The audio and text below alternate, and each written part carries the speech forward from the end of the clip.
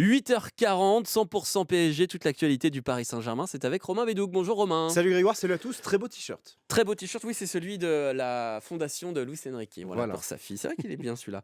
Le PSG s'est imposé 3-0 au Parc des Princes face au Havre samedi. Oui, c'était un bon match pour se remettre en route dans des conditions parfois difficiles parce qu'il faisait très froid samedi soir sur Mm. Paris.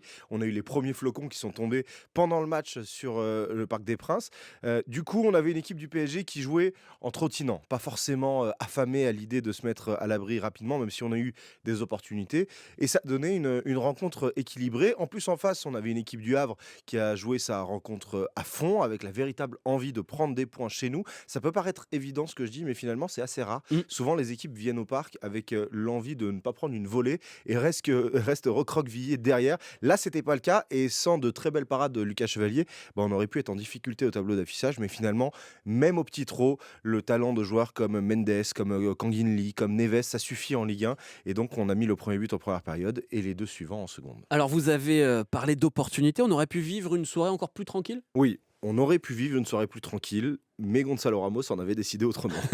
Plusieurs grosses opportunités gâchées, certaines sur lesquelles il était hors jeu, d'autres où tout simplement il n'utilise pas la bonne surface de pied pour battre le gardien adverse, même quand il est dans les 6 mètres. Alors, nos exigences concernant Gonzalo Ramos, elles ont été largement revues à la baisse depuis son arrivée il y a 2 ans, ce qui est déjà une forme d'échec de sa part. Aujourd'hui, on ne le considère plus comme un titulaire dans des matchs importants. On sait qu'il peut nous apporter en sortie de banc quand certains scénarios de match correspondent aux besoins de son profil. Ça fait quand même beaucoup de si.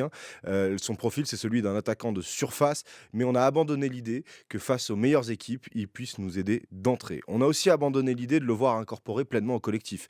On a toujours cette sensation qu'en dehors de la surface de réparation, c'est très difficile pour lui de se montrer et de combiner avec ses coéquipiers. Mais le problème de ses ratés quand il est titulaire dans des équipes comme Le Havre, comme Auxerre, comme Nantes, c'est qu'on va aussi abandonner l'idée qu'il puisse nous aider dans ce qu'on appelle les petits matchs. Petits matchs, c'est quoi? C'est les matchs que le PSG doit être en capacité de gagner assez facilement et même avec des seconds couteaux comme Gonzalo Ramos. Et ça, c'est un sacré échec pour un joueur qui est international, qui est un ancien espoir mondial à son poste et qui est venu à Paris pour plus de 70 millions d'euros. Donc Ramos, il doit faire mieux pour honorer son statut, pour honorer son niveau et puis pour être sûr de pouvoir continuer à jouer au PSG parce que sinon, Luis Enrique et la direction du PSG, ils n'hésiteront pas à se pencher sur d'autres profils pour faire le boulot dans ces matchs qui sont importants comptablement pour conserver le titre en Ligue 1. Et il y a peu de chance que Gonzalo Ramos démarre mercredi face à Tottenham en Ligue des Champions, le remake de la dernière Super Coupe d'Europe, un match que vous pourrez suivre bien évidemment ici comme tous les matchs du Paris Bien Saint-Germain entendu.